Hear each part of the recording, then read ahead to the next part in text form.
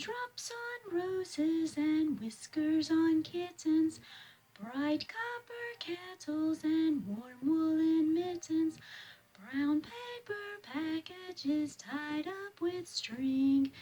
These are a few of my favorite things. Hey guys, I curled my hair and I did my makeup during the pandemic because today we are celebrating. Today would be Mom's 78th birthday and Mom and Dad's 56th wedding anniversary. I know she is celebrating in heaven, and I know she is looking down on us and smiling on us and telling Jesus, they belong to me. Remembering Mom, I'm going to take you down a little stroll through memory lane, things that have been given to me through the years from y'all, and knowing how sentimental I am, how I have cherished them, and the significance of those gifts, what they mean to me, and why I will always keep them and cherish them and ponder those moments forever in my heart. So today, as we remember Mom, I hope that you will watch this video and remember all the good times we shared together, and to just reflect on everything and just know that we are the Martins. We will always be the Martins, and together we can do anything. I love you all. I thank God for you, and I pray that one of you, Sharon, Jimmy, or Glenn, will share this video with Daddy. He knows how to do YouTube, but he doesn't go to the YouTube channel that often.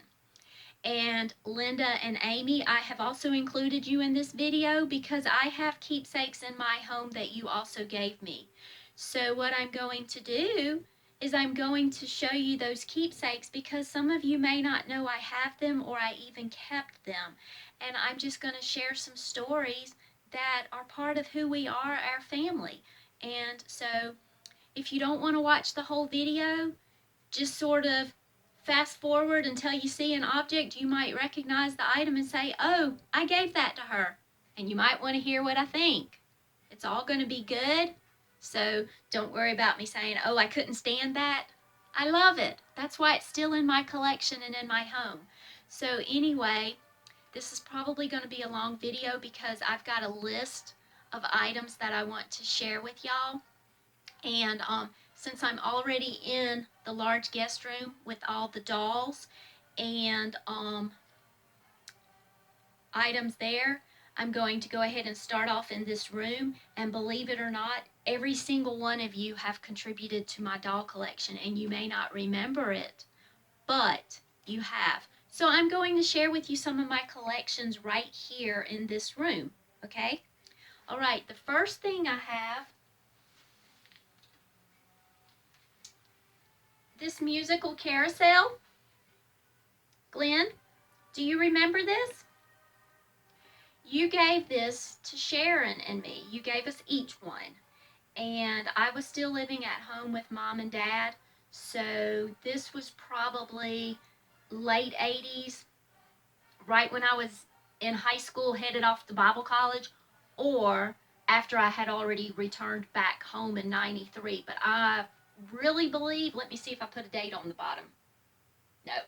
I really believe this is something that you gave us while you were in the Navy. So this might go back as far as 1985, 86, 87, before I graduated high school. So this musical carousel, I kept it, okay?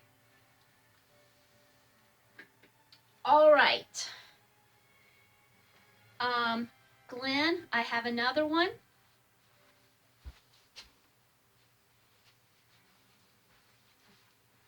This is Speedy. The tag says you gave this to me Easter 1992. We were living in Mountain Creek condos on Signal Mountain. And this little character was being highlighted on the Target commercials, remember? And I was so in love with Speedy. He was just so adorable. There's his little name. And Easter weekend, you gave him to me. So I have kept him. Little Speedy, okay?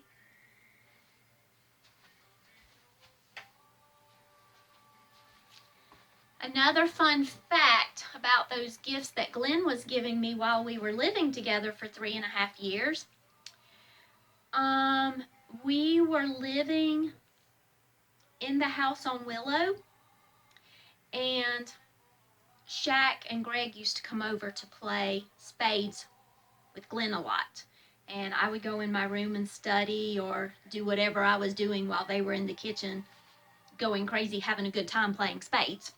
So anyway, I remember one time I told Glenn that I didn't think anybody was going to give me a Valentine's Day gift because the guy that invited me to the Valentine's Day dance for the ROTC ball, he probably wasn't going to give me a gift. He was probably just going to take me to the dance because he needed a girl on his arm to escort into the dance.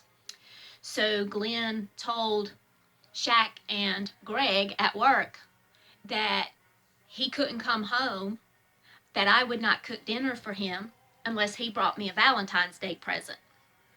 So they all headed out and went shopping.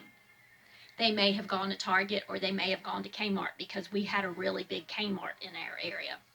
So they went shopping together, and the three of them proceeded to select me Valentine's Day gifts. Glenn gave me a champagne bottle full of bubble bath.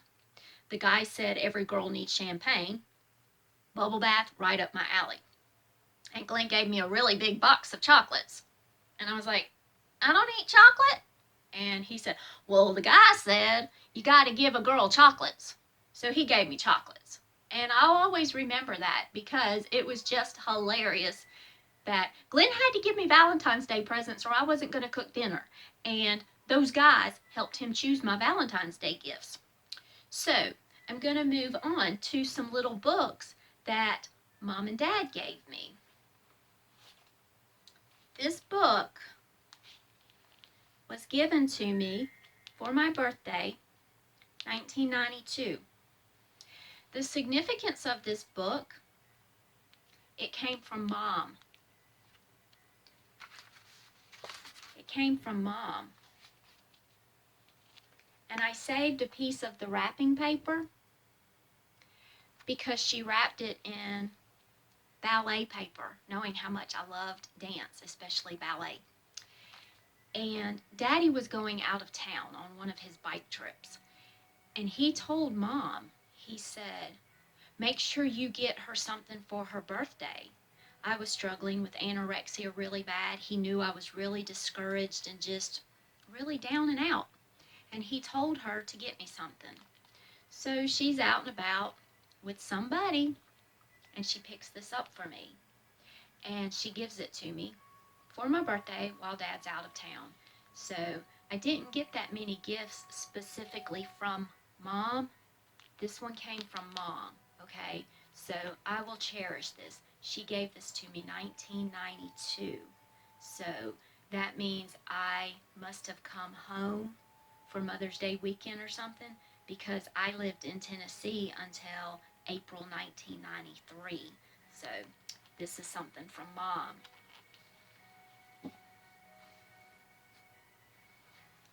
This book came from Daddy to my daughter. And it says, for my daughter Gwen, May 20th, 1995, hoping this little book will bring hope and cheer as my prayers are with you. Okay, 1995, I had already moved back home from Tennessee. I was living with Mom and Dad. Sharon and Marcus and Jonathan were in and out of the home. I really believe I was struggling with anorexia again, and it was really bad because remember, I got hospitalized twice before I moved out. So I really believe that was the significance of this, because even though I was in school, I wasn't having a difficult time in school. So I think the cheers and encouragement probably had something to do with that eating disorder.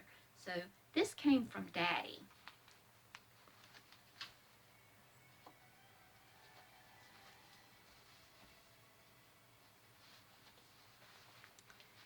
This little doll. Sharon, I know you'll remember the story because we were in the concert. Daddy took Mom, Sharon, and me to a Christy Lane concert at the Township Auditorium. Christy Lane performed Shake Me, I Rattle about longing to have that baby doll. And I remember the concert because I was 16, and her opening act was a guy named Daniel, and he invited all the 16-year-olds to come to the stage so he could sing Roses Are Red, My Love to them. And I was the only one that went to the stage because Christy Lane was considered for the older people, Mom and Dad in their mid-40s probably, because I had just turned 16. So I was the only 16-year-old that went to the stage, and he performed to me, and I was smitten. But the significance of this doll took place when I was in 3rd or 4th grade. We had moved to Lazy Pines when I was in 3rd grade. I remember because I got to do the first 2 weeks of 3rd grade over at Springdale, and then I was going to transfer to Pineview. So we had the shopping center, and at that time there was a Spires True Value hardware store beside the Winn-Dixie, and we also had the Revco. Well, Mom and I, every time we would walk by that True Value store, this little doll was sitting in the window. And every time I would see this doll, I would tell Mom in 3rd or 4th grade, Mommy, I really want that doll. And I knew Dad didn't have the money. He just couldn't go up there and get me that doll. But I really wanted it. And just like the old home videos or movies or commercials, every time Mom and I walked by that window, I would press my nose to the window and I would say, Mommy, I really want that doll. I even remember going inside a few times to pick it up just to look at it. I remember the gentleman coming out to the door and holding it so I could look at it and touch it. I wanted that doll.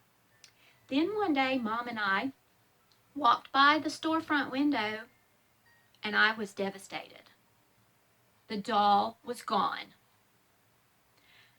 I didn't know how to have a meltdown. Meltdown word didn't even exist back then. But in my little 3rd or 4th grade body, my heart broke because that doll was gone.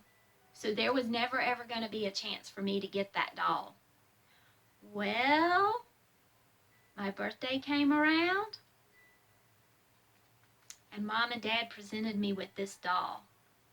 And if a 3rd or a 4th grader could express how excited she was to get that doll, it was the excitement of, she belongs to me. That doll is mine. Mom had told Daddy how much I wanted that doll. I don't even remember how much it cost. Back then, late 70s, it was probably $10 or $15. But for us and Daddy, that was a big deal. Daddy bought this doll for me, and I still have this doll. I love this doll, and every time I see it, I remember passing by that storefront window, and I remember Christy Lane's song, Shake Me, I Rattle. Mom made it possible for me to get this doll because she told Daddy how much I wanted it. Okay, bear with me for a moment because I'm going to try to take the camera off the iPod and move closer to one of the doll shelves to give y'all some stories about the dolls, okay? 1 second.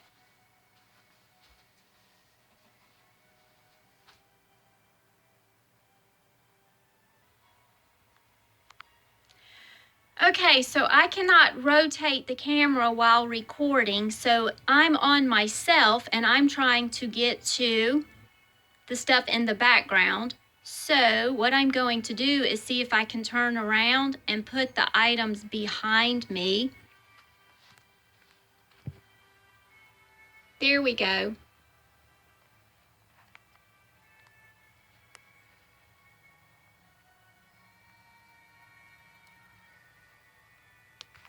Nope, that didn't work. Okay, so this angel doll, Glenn and Amy gave me 1 year for Christmas because they knew how I was collecting dolls, and this is just a beautiful angel.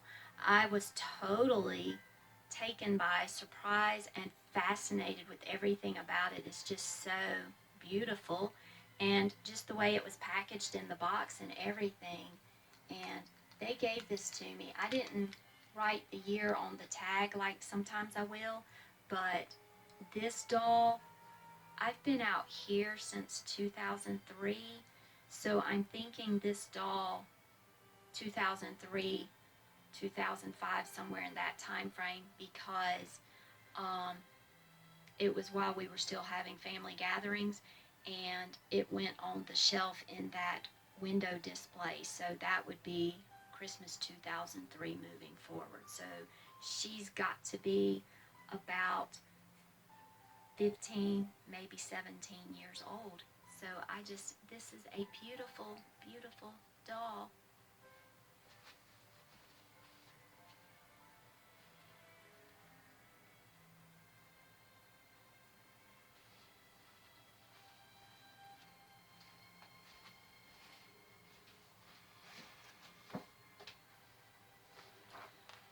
Linda gave me this Audrey Hepburn doll in a showcase box for the movie My Fair Lady. The significance of this is that she knew I was collecting porcelain dolls and Barbie dolls that were significant to something I really enjoyed, an activity, a sport, an interest, a celebrity. And so she gave me this one because she knew I loved Audrey Hepburn, Jacqueline Kennedy Onassis, and Princess Di. And when I saw this doll, I shrieked out that, oh my goodness, I love My Fair Lady. I love the song. I could have danced all night. So she bought me this doll, and it has been in my collection, and I love it. Thank you, Linda, for thinking about me and encouraging my love of all things vintage, dainty, classic, and dance. Thank you, thank you, thank you.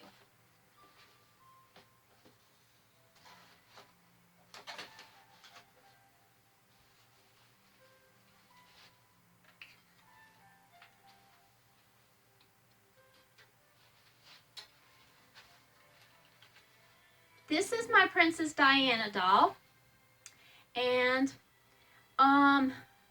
this was given to me by Sharon right after Princess Di passed away. So she passed away August 30th, 1997, 23 years ago. So this was probably given to me 23 or 22 years ago, because I can't remember if it was the same year she passed away or like a year later. But the significance of this doll, Sharon had gone to the flea market and she saw this doll, and she was talking to the lady, and the owner wanted some amount of money that Sharon, as a single parent at that time, just knew she could not afford.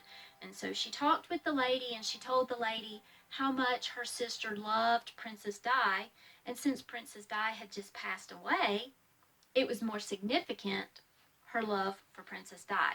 So Sharon just talked with the lady for a little while, and I guess there was 1 or 2 hours before the flea market was going to close, and the doll hadn't sold, maybe because it was too expensive, or maybe because people just didn't want it. So the lady negotiated with Sharon, and they agreed to some price. I don't know what the price was. And the lady sold this to Sharon, and she gave it to me. And I think her excitement giving it to me was stronger than my excitement receiving it. I'm very sentimental, very, very sentimental. And I really, really appreciate this doll. But I knew the financial hardship it would put on her because she invested in this doll. So sheer joy and appreciation from the bottom of my heart that she got me this doll when I know she really could not afford even the cheapest of cheap prices. Thank you so much. I will love and cherish this doll, and when I see it, I will always remember the precious gift from my sweet Shabo. You've been my Shabo since we were little girls, and you're still my Shabo. Thank you.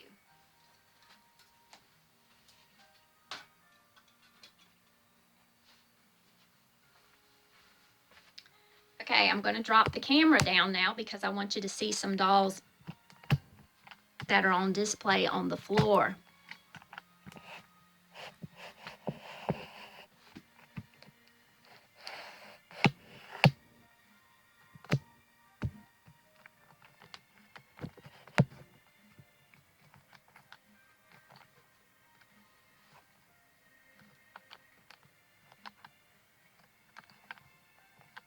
Okay, I should be able to get the camera lower, but I can't. But I can see one of the dolls, so I can pick them up now. Okay, see this doll? She is beautiful.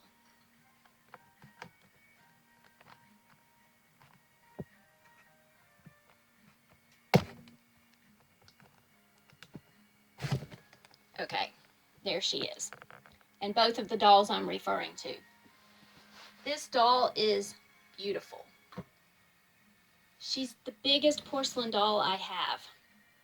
Okay, this doll, Mom and I were making a trip to Washington, D.C. and Virginia, August 2002. Jimmy and I had already gone in February to visit the cousins.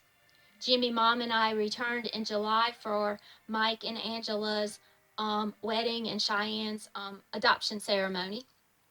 And then I decided to vacation with the cousins in August. So I took Mom with me because I would be staying with Uncle Milton and Aunt Dawn. So Jimmy, I know you'll remember this, that big, huge cigarette factory warehouse that you could shop at, and we would stop there. And of course, we stopped there because Mom knew that place had her cigarettes, and she wanted cigarettes because they were cheap at that warehouse. So we stopped at that cigarette warehouse, and of course, it wasn't just cigarettes, it was a big, huge discount store. So while we were walking through, I came across a collection of dolls, and I fell in love with this one. That doll was about $50. And then I also liked this one.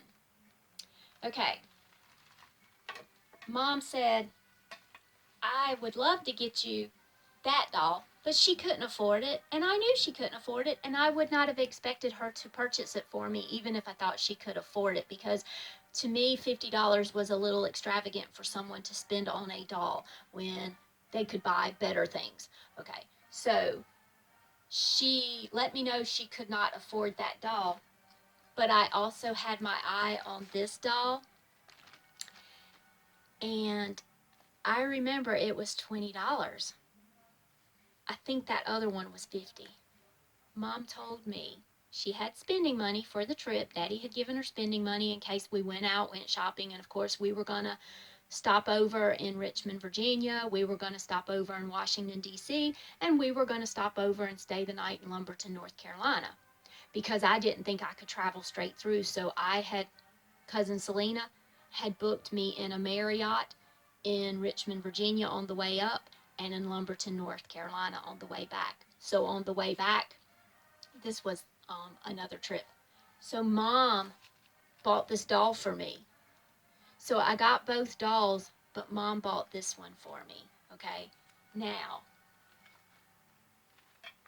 keep in mind, 2002, 1 year before Mom would have that massive stroke in 2003. So the significance of that doll just So, so, so significant. Okay, so now I'm going to move on to something else in this room. My dollhouse.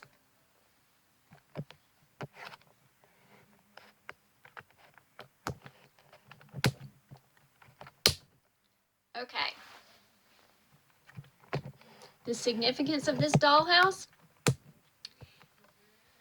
It was given to me as a gift from Jimmy and Linda for a birthday.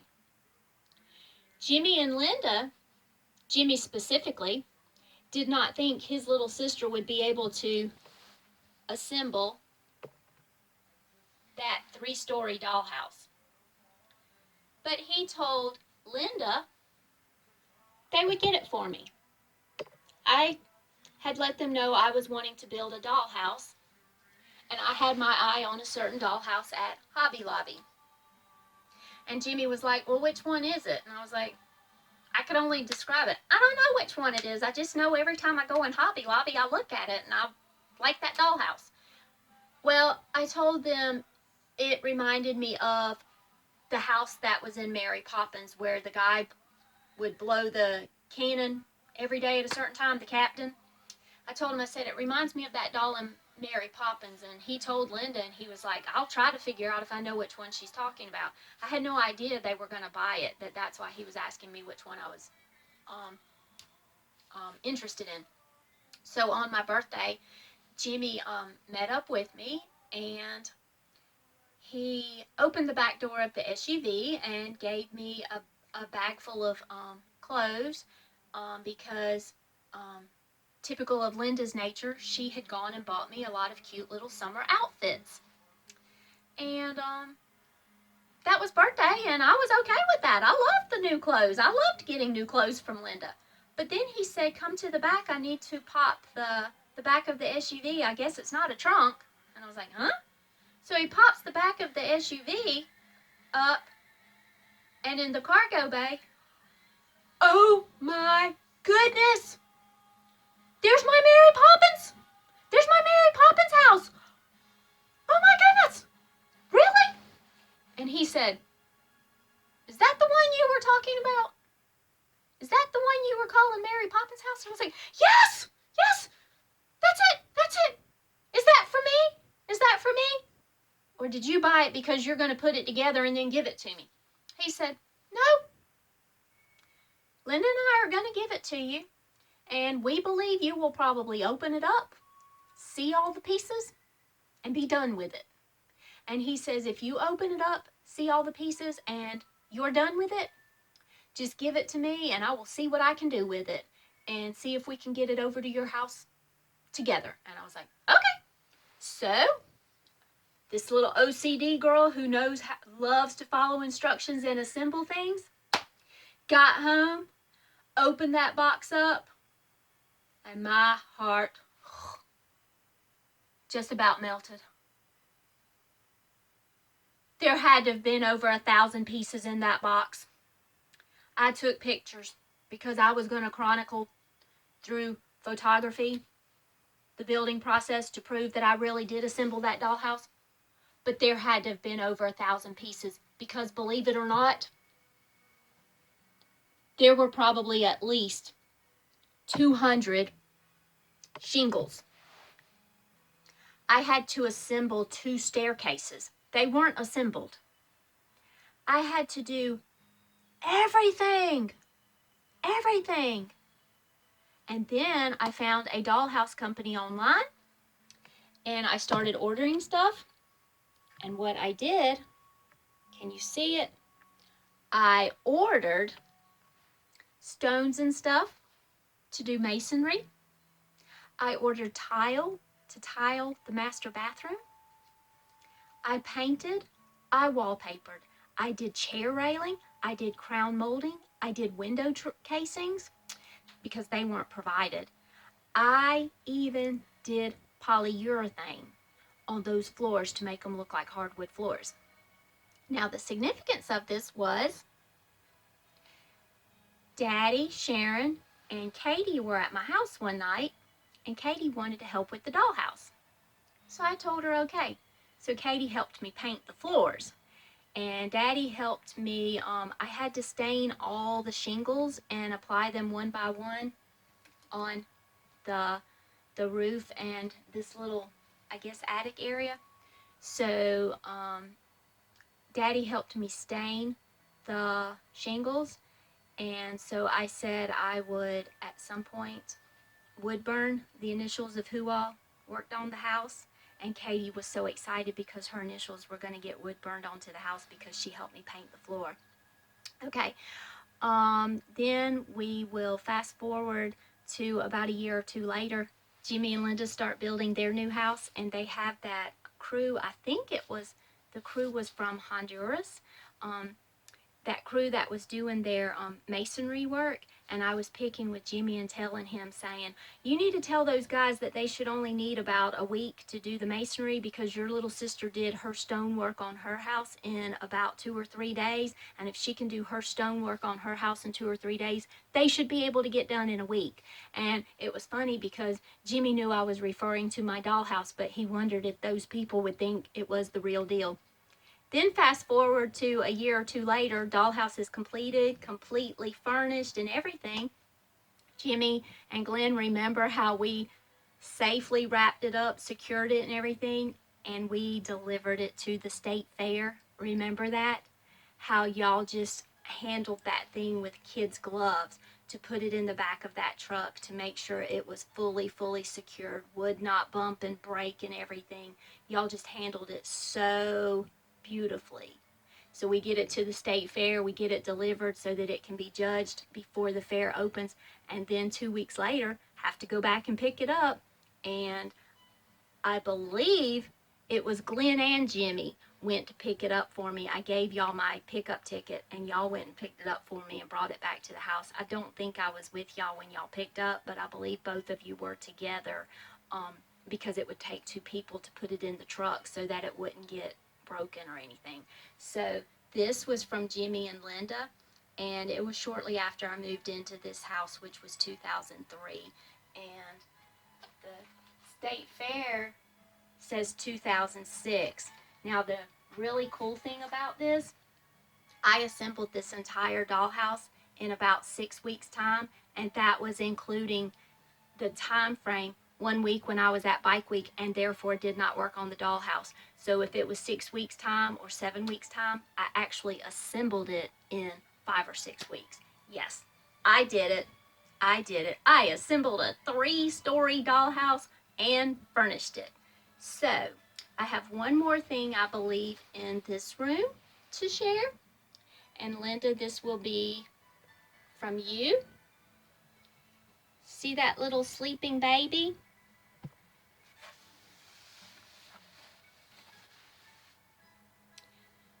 This little sleeping doll is just so adorable. And the significance of this doll, Linda, I believe we were at Simply Southern, that store in Irmo that you used to take Sharon and me to a lot, and the owner's name was also Sharon. And I fell in love with this doll because she was sleeping and her little bottom was pulled out of her little ruffled panties or bottoms. It was so cute, so it was making it look like she was sleeping and came out of her clothes. But I fell in love with this, and Linda bought this for me. And for about the first month or two, I drove around with it in my car so that it looked like I had a sleeping baby in my car. But then I realized that the sun would probably fade the outfit, so I moved it and I brought it inside. And she has been on this mini entertainment cabinet in this guest room ever since. She has been here ever since. So that will be my large guest room and some of my dolls. Now I'm going to move on to some other items throughout the house that have really good sentimental value, and we are going to continue our stroll down memory lane. Okay, I'm in the kitchen and I'm not sure if you can see this because I cannot figure out how to use a zoom feature or a rotate and flip the camera feature while in video mode, or I just may not be able to do it. So I chose to do the intro with me, but I actually wanted to be filming all the other stuff. Now I can't rotate the camera. But see this plate right here? It says, "God bless this lousy trailer." Daddy gave that to me years ago. And he gave it to me. Siblings, y'all will remember having seen that stuff in the house throughout the years when we were growing up. Well, Daddy gave it to me. And one day, out of the blue, he noticed it hanging up, and he said, "Oh my goodness, you actually hung that thing up? You decided to display that thing?" And I was like, "Yeah, you gave it to me. It has a display thing on it." That was part of our childhood. We saw that thing all the time, and Daddy gave it to me. So that is a memory that he passed on to me. I'm not sure if you're going to be able to see this. Yes, you can. See that tea set? That was the tea set that was given to Daddy when he retired from John Harland. He kept the tea set for years, but he didn't think Mom really wanted to keep up with it.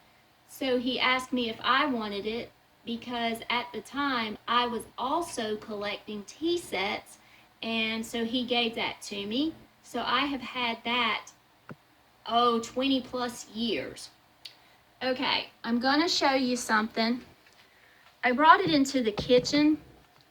I'm not sure why, but I'm gonna show you something now.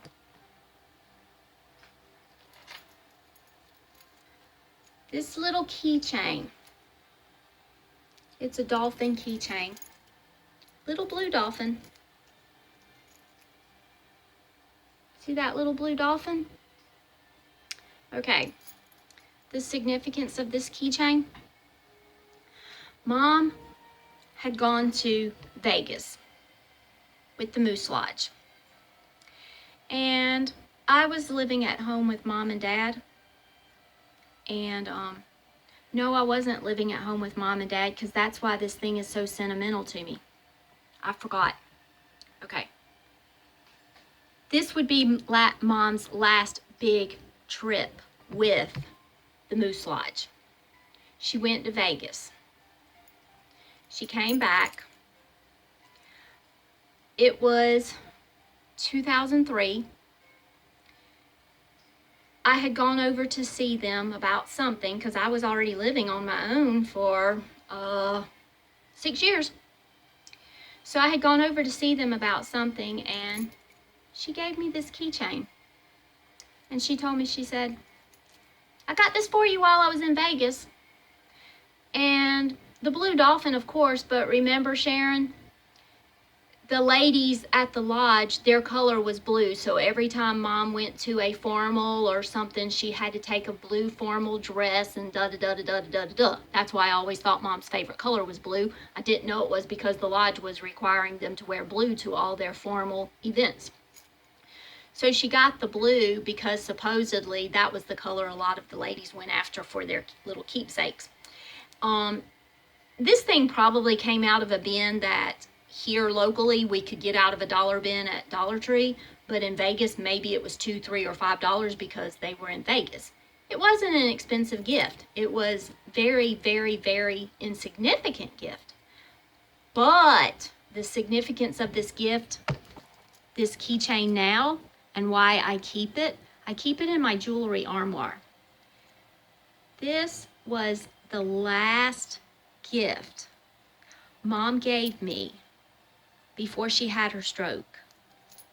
This was the last gift she gave me where she could really talk to me and explain where it came from, why she gave it to me, or whatever. This was the last gift she gave me. So I keep this in my jewelry armoire just to remember that. Now, can you see that bracelet? It's broke. And believe it or not, I just broke the bracelet this morning, trying to get it out of the jewelry armoire for this video. So this morning I have already shed some tears because I got upset that I broke that bracelet. Sharon, you can hear all the pieces now rolling across the counter because it broke. Sharon, this was a holiday bracelet. See the Christmas? Mom had her stroke October 2003. So it was probably the holidays 2004. I took Mom and Dad to Newberry to eat at the family restaurant Miggs. Now remember, after that massive stroke, Mom was still walking with a shuffle, but she wasn't talking well. It was just fragmented sentences, a few choice words, and that was it. But she loved to say, "That Purdy, you want that? And how much?" That was how she shopped. There was a Moore's beside the Miggs. And Jimmy, I think the Moore's is what used to be a People's. Tammy and Grandma Cook and Aunt Betty and Otine and Judy, they loved going to People's because they shopped there for my high school graduation gifts. But I believe Moore's was what used to be People's. So we were ecstatic because we were going in Moore's, and it was a discount department store, and Mom wanted to go in there. So we went in there, and true to Mom's nature, she always wanted to buy you something, and you didn't need it, but if you didn't let her buy it, she would cry because she really wanted to buy you something. One time it was a pair of socks. I picked up a pair of socks and put them down, and she says, "You like?" "Yeah, they're cute." "How much?" "How much?" $1.99. I buy. That was Mom. I said, "Mom, I don't need them." And if I tried to tell her not to buy them, she'd start crying. That's what happened with that bracelet. I picked it up, looked at it. It was adorable, but I knew it was not going to fit me. It was going to be too big. It was going to fall off of me as soon as I dropped my hand down. It was going to slide off my hand. Well, she picked it up, and she said, "You like?" And I said, "Yeah, it's really cute." And she says, "How much? How much?" And I told her, I think it was $7.99 or something. And she opened up her little coin purse with all her little bills in it and stuff, and she looked at all her money she had, and she says, I buy. And I said, "Mom, I don't need it. I don't need it." Because I knew it wasn't going to fit me. I buy. And she starts getting upset, and Daddy heard her. And he came over and he said, "Let your mother buy it if she wants to buy it." And I was like, okay. And she says, I too. And I was like, huh? And he said, "I think she wants two." And she says, S. Remember how she said yes? S. Two. She had gotten Shabo the other one. So even though this bracelet didn't fit, every year I would wear it at least once to church. And I would just be careful to hold my hand up so it would slide down, because if I put my hand down, it was going to slide off.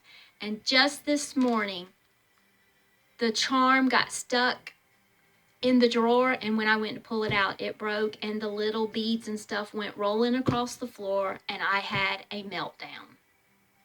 So I'm just fully believing I'm going to put it in a little zippy snack bag, and I'm just fully believing that somebody's going to be able to put this thing back together for me. That's what I believe. Okay, now I'm going to take you on to another special, really old gift. One moment. Okay. In the living room, on my entertainment cabinet, sits this little porcelain, I don't know what it is, porcelain or ceramic figurine. And one ear is broken off. It's these cute little dogs. Well, the significance of these dogs is, do y'all remember seeing these growing up? They were always in the house. They were always on a shelf. They were Daddy's. Daddy gave them to me, or it to me, and he told me the most beautiful story because I'm so sentimental, and I like to refer to myself as the memory keeper because I want to hold on to everything and remember anything and everything under the sun. Do y'all know the significance of these little dogs? You know Daddy grew up in poverty. The significance of these little dogs? These were one of his toys. This is a little figurine that sits on a shelf. And this is one of Daddy's toys. Daddy said he played with this, like he was playing with dogs. This was his toy, because he didn't have that many toys. He had to use his imagination. He said he can't remember if he broke the ear off the dog because it was a toy, or if the boys broke the ear. Because y'all remember what happened with that car Daddy made. Daddy made that blue antique car out of beer cans and what have you, pieces of wood and beer cans, painted it up and made that really nice navy blue antique car. And the boys decided to play with it, and they broke it. They broke it. Well, Daddy said that's what happened to this thing. He said he can't remember if he broke it as a little boy or if the boys broke it. But I have this sitting on my entertainment center. So this thing has to be Daddy's 78 years old. So this thing could possibly be 75 years old. Maybe a little younger if Daddy got it later. Maybe a little older if it was something that was given to him out of somebody's collection. But this thing stands to be about 75 years old. So I have this as a keepsake from Daddy. Okay, I'm going to stay in the living room and move just a little bit. So hold on, I'm going to put this away and move on to another little item. 1 second. Okay, so I'm still in the living room, and anybody who comes into the living room and sits will almost always see this. It's a stepping stone that says, "Sisters are angels who lift you up when your wings have trouble remembering how to fly." Now, the significance of this is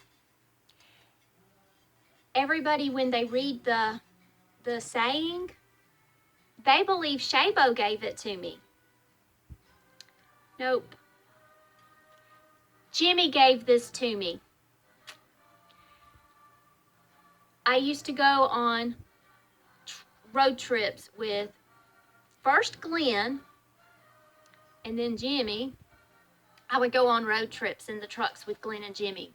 I would go with Glenn to High Point, North Carolina a lot to deliver furniture or pick up furniture or something. I would go on road trips with Jimmy a lot in his rig just to be on the road, to spend a few days with Jimmy and just to hang out. Well, the significance of all of this became back in 2002. We went to Uncle Milton and Aunt Dawn's for the wedding, and then we went back. No, in February we went for a vacation just to visit the family, and that's when we found out Mike and Angela were getting married in July, so Jimmy said we would try to return. So in February of 2002, Jimmy and I had gone to the Smithsonian, and I can't remember what they call that entire strip. It's some kind of boulevard. Is it Confederate Boulevard or Presidential Boulevard or something, where the Smithsonian, all the buildings are and the memorials? Well, Jimmy and I had gone, and that's when I made the photo album with as like a scrapbook, Linda, when I made that photo album and labeled all the pictures. Well, while Jimmy and I were doing the Washington, D.C. stuff, Oh, we had also taken the subway. Yeah, we had taken the subway into DC. I will remember that because when I took Mom in August, I took the subway by myself into DC because I remembered how Jimmy had taken me in. So the significance of this was I started complaining that I was in a lot of pain when I was walking and everything. It was just unbearable for me. I couldn't walk. It hurt so much. And Jimmy was like, she shouldn't be complaining. She hurts that much. I was in my 20s and, well, maybe my 30s. And she's too athletic. She does too much exercising and stuff. How can she be hurting so much? And it just hurt and hurt the more we walked. It hurt. So Uncle Milton told Mom that the University of Maryland Riverdale campus was on the other side of his backyard, and he said they're a medical university and they see patients. He said, Chicky, I think she needs to go over there and be examined so we can find out why she's hurting so much. So Jimmy, I don't know if you remember this, but Uncle Milton took me over to the University of Maryland, and a doctor saw me and did some x-rays and found some stuff on my hip and stuff, and that information would be sent to my doctor back home, and within 4 or 5 weeks is when we found out I had that soft tissue sarcoma, the synovial tumor in my hip, and thus began my bone cancer journey. Well, once I got diagnosed with bone cancer, I started going on the road more with Jimmy just to get away from the world of cancer. Every road trip with Jimmy meant no chemo, no radiation, nothing. Just time with Jimmy. And Jimmy would try to get me little gifts. He got me a calculator one time. Really? You want a calculator? Yeah, I need a calculator. So he got me a calculator. He got me a little perpetual calendar. He would try to get me little things.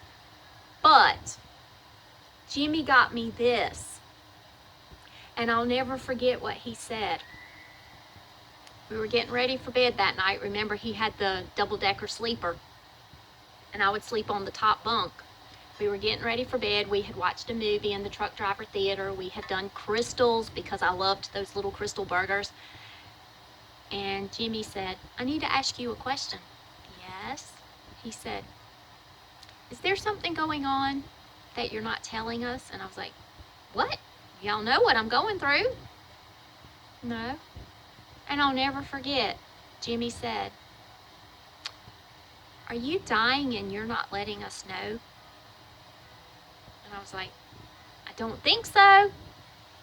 I don't think so. Within a week, Jimmy showed up at my house with this stepping stone. And he told me, he said, I saw that. It made me think of you. I just wanted to give it to you and let you know I was thinking about you. Jimmy, we were Spuddy and Stubby, mashed potatoes and erasers on pencil tops since we were little kids. We were Spuddy and Stubby. I do not know who was Spuddy. I do not know who was Stubby. I think you were Spuddy because you liked the potatoes, and I think I was Stubby because I was constantly using pencil with eraser. But then again, you could have been Stubby wearing down an eraser. I don't know. But we were Spuddy and Stubby, and we still are. We are Spuddy and Stubby. I love you, boy. I sure do. Okay, going to another room because there are some more things in there. Jimmy and Amy headed to a room to show y'all a few things. Okay, hold on. Okay, so we have a cedar hope chest and a little plum and ivory blanket. Okay, the significance of these. Jimmy made the hope chest for Linda, but at the time they were living in that little cottage house that I call the Pippi Longstocking house on the back of her parents' property. And she really did not know where to put this because that little cottage house wasn't that big. I was living over in Cedar Crest Mobile Home Park, and Jimmy calls me one day and asks me if I want a hope chest. And I was like, of course I want a hope chest. I've always wanted a hope chest. Every time I open that hope chest at the Stevens house to get a pillow out of it, I tell myself I really would like to have a hope chest, because in my mind, girls keep all their precious things in a hope chest, sit it at the foot of the bed or somewhere, and they go back to it, just like in Little Women. So yes, I wanted a hope chest. Well, I didn't know the significance of the hope chest was that Jimmy was going to give me a hope chest that he had built. Jimmy built this hope chest. And so when he brought it to me, we put it in the small guest room that was at the old house. And so this hope chest, I moved into that trailer over in Cedar Crest in August of '97. So this hope chest came 98 or 99. So this hope chest is at least 20 years old, maybe a little older. I've been out here for 17 years, and this hope chest was at the other place. So that's how old this thing is. This blanket, Amy made this blanket and she gave it to me, and I can't remember, so Amy, please forgive me if I don't get it right. I think you were learning how to do a certain kind of crocheting. I think you already knew how to crochet, but you were using some techniques, some new techniques and stuff, and you made this blanket and you gave it to me. And the amazing thing was, I don't know if you purposely chose the colors specifically for me or if it was just coincidental, but my favorite color is purple, and these colors are purple plum like and ivory. And you gave it to me and you said you knew how much I would love that blanket because it was handmade, and I used it forever and a day until my feet started getting stuck in all the holes and my hands would get stuck in all the holes and stuff, and I was afraid I was going to mess it up if I kept getting my fingers and toes and rings and stuff snagged in it.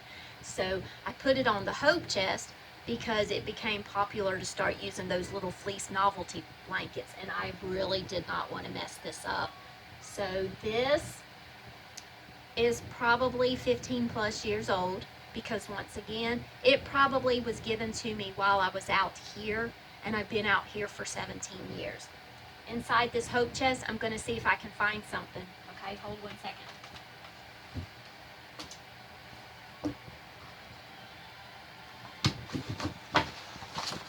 Oops.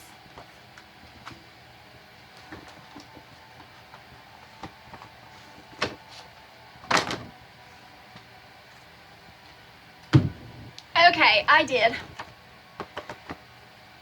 Engaged to Greg, and Mom get some stuff for me, and she gave me this little picture frame with the fairy on it, and she gave me this little garter for the blue and the good luck coin. I have kept these in my hope chest. Oh, I can only hope I will probably never get married, but Mom gave these to me, and so I have kept them because she gave them to me. So I'm going to move on to something else and see if I can show you another memory. 1 second, please.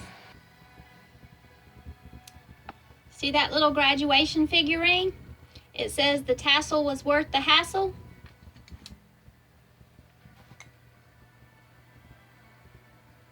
See that?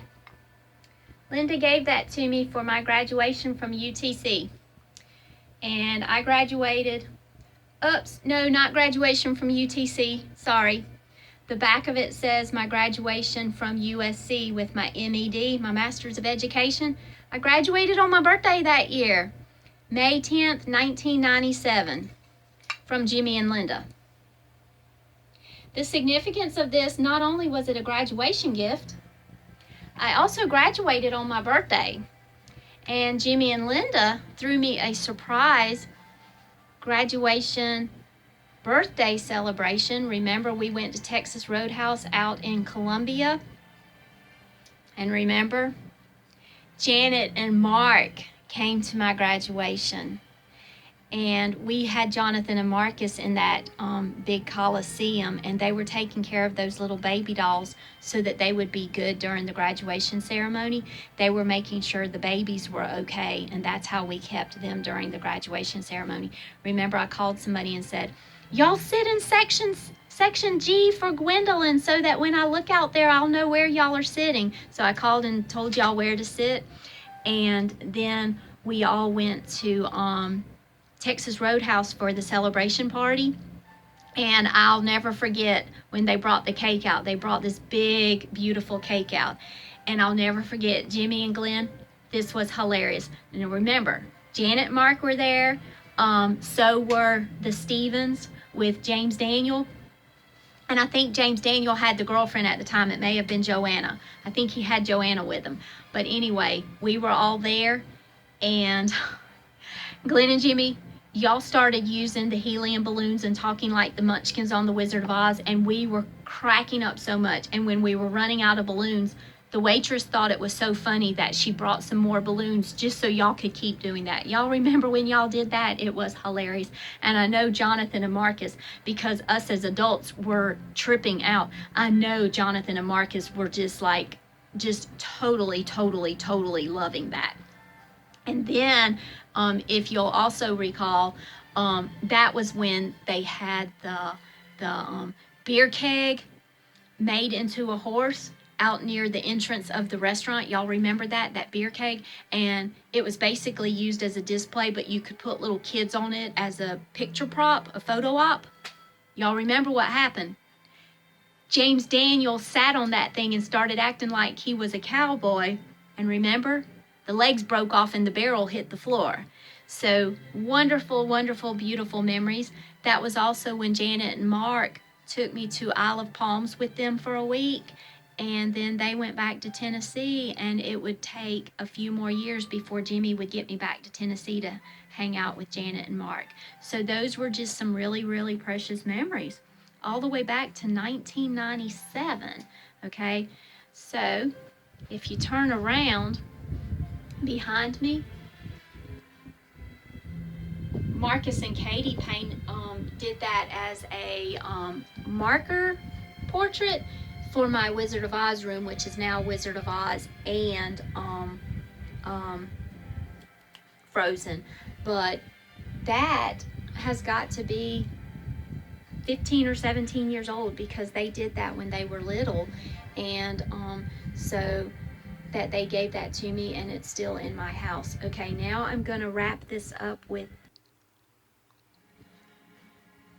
Okay, I have a photo collection of some pictures I have, because we didn't take pictures a lot when we were really, really little. We never even did a professional family portrait setting like lots of families did the Olin Mills every year. We never did a professional portrait setting. It was, if we get a snapshot, and do we have the whole family in the picture? I believe I became the memory keeper through photography, because once given cameras, I was the one who would take 1 and 2 and 3 rolls for the occasion versus just a few pictures. If it was a birthday, I took an entire roll, possibly 2 or 3. So I believe I became the memory keeper with photos. But looking back, I still don't think enough pictures were taken when we were really, really young to chronicle those early childhood years and those middle school years and those high school years. It's sort of like I evolved in pictures during my college years when I started taking more pictures on my own. So I've got some pictures, but not a lot, but we can look at them and we can smile and we can laugh. This, I have always been told, was our first Christmas in South Carolina. I believe we moved to South Carolina in '71, which would make me 2, depending on when we moved, and Sharon not quite 2. So Christmas time, we will have all had our birthdays. So I'm not sure if this was first or second Christmas, because Sharon and I still look like little toddlers.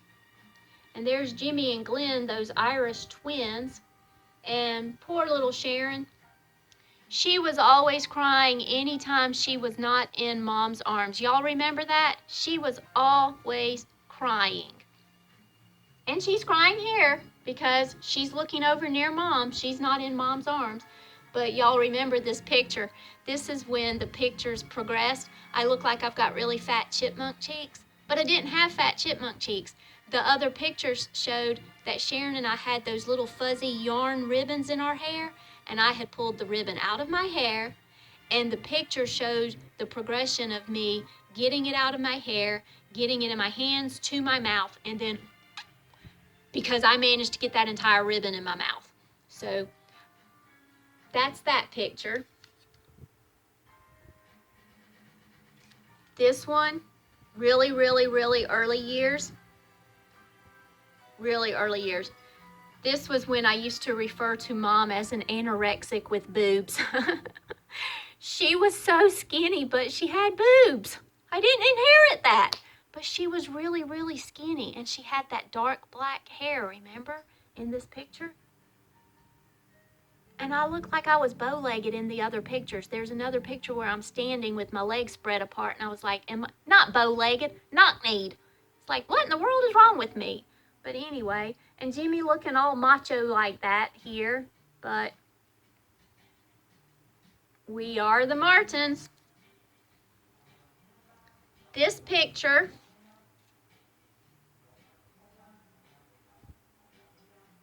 I really, really do remember the occasion for this picture, not specifically the year. Aunt Sharon and Uncle Will had come to visit, and they took this picture. Uncle Will took this picture because he wanted to take the picture back with him. So Uncle Will took these pictures, and based on the way we look, I'm thinking 4th, maybe 5th grade for me.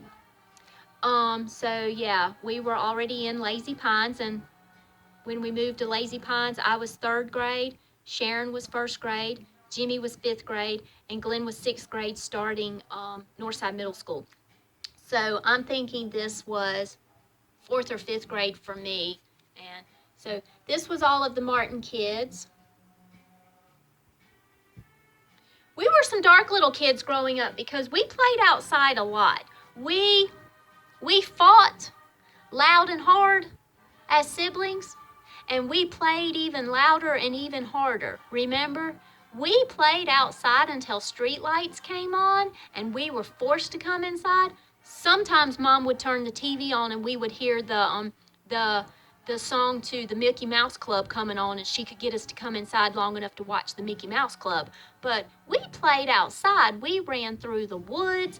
We did everything. We built forts. We took Mom's little Tupperware cups and big serving spoons, and we dug tunnels, and we made roads and stuff, because remember, when we first moved to Lazy Pines, it was a dirt road. And we played. Remember, we would fill socks with sand and see who could get them to hang on the power lines, until we found out that if you put too many socks filled with sand on the power lines, you lose your power. Y'all remember Daddy used to pull the TV out of the living room through the living room window and put it on a table outside so he could watch the evening news outside and we could keep playing outside? Y'all remember that?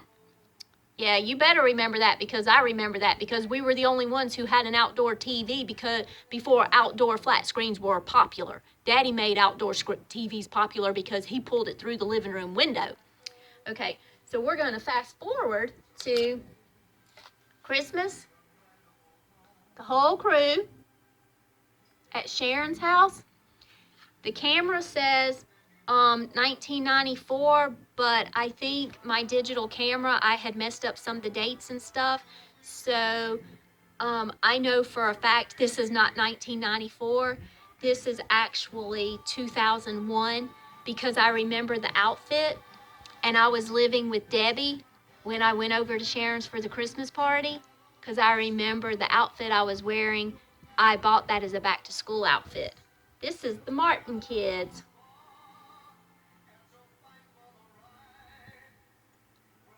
Christmas 2001. Sorry for the glare, but it's still in the frame. Then we'll fast forward to Mom and Dad's 50th wedding anniversary.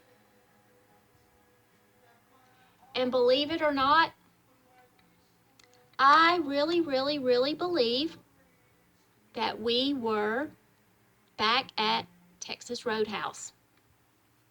50th wedding anniversary. Okay, I'm going to show you some more pictures. My tribute to Mom.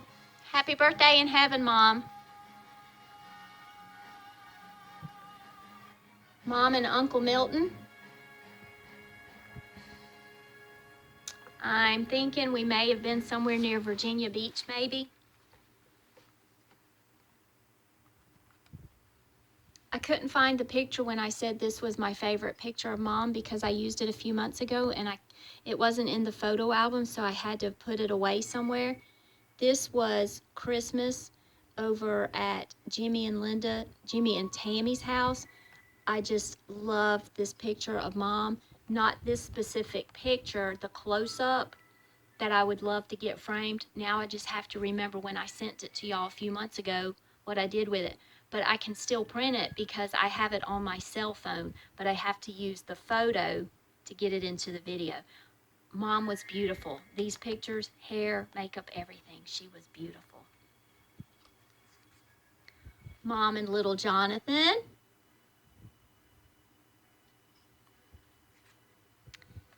This is when the family first met Amy. She came from Florida and she had Thanksgiving with us, and we were over at Jimmy and Linda's house on I don't remember, was it Hook Avenue across from BC Grammar? Was that still considered Hook Avenue? But this is when Amy came into the family.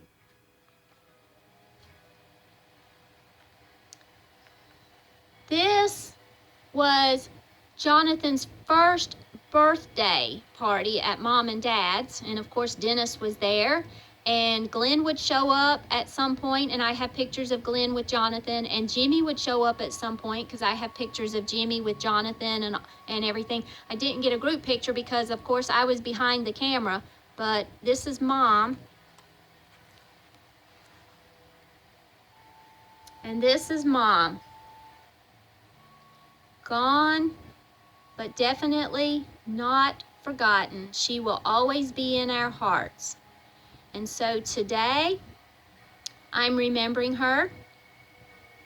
I am going to eat toasted pumpernickel bread with cream cheese because Mom used to eat it, and I used to think it was gross because it was black bread and I didn't even want to taste it.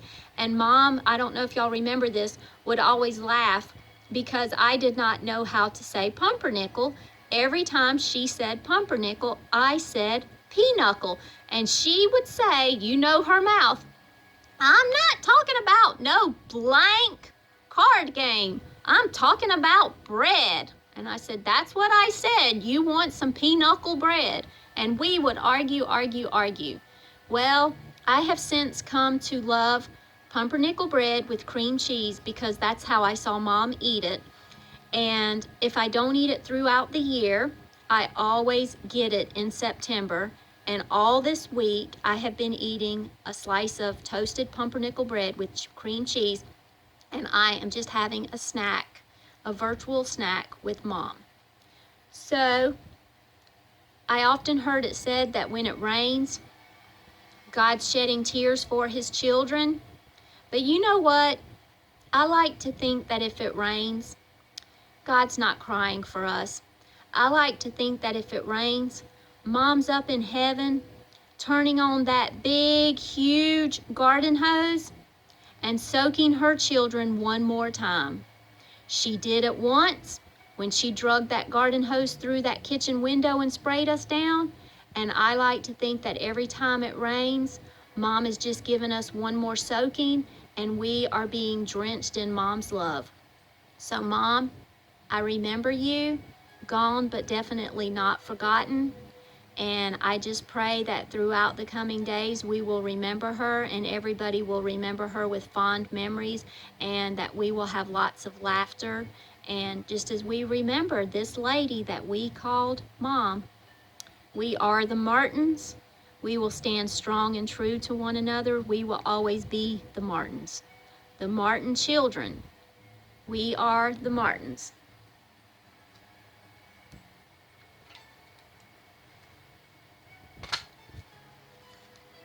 The Martin children, preacher boy, rebel without a cause, or as he would like to say, the black sheep of the family. And look at that, the little boy is wearing a black outfit right now.